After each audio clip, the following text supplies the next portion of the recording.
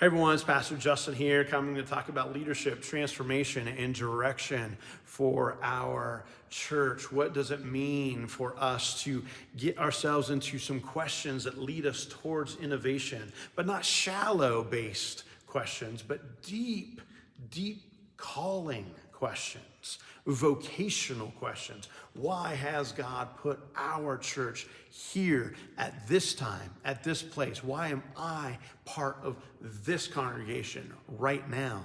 What are the gifts that God has put into us? And who are the people, and this is the question we asked last week, who are the people that God has entrusted to our care? So last week we started on lists. And this week, we're going to take those lists of people and those even categories of people and ask this next question.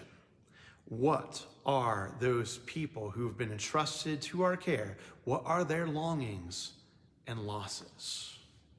I want you to think about both of those words right there, longings, losses. Longings come deep from within our soul. There are things that we long for. There are things that we hope for. There are things that we dream about. There are things that we've often even given up on. And we have them back here in the back of our minds. We have them deep down inside of our hearts and our souls. And we rarely let them out because we have stopped allowing ourselves to be hurt by our longings anymore. And so we sit them aside, we bury them, we try to keep them down rather than allowing them to come out and fuel our lives because we're afraid of the pain. Because that second word, losses, how many losses can you and I count up in our lives?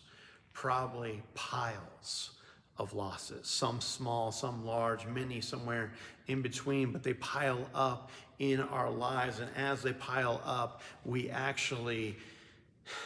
they take up the room where longings used to.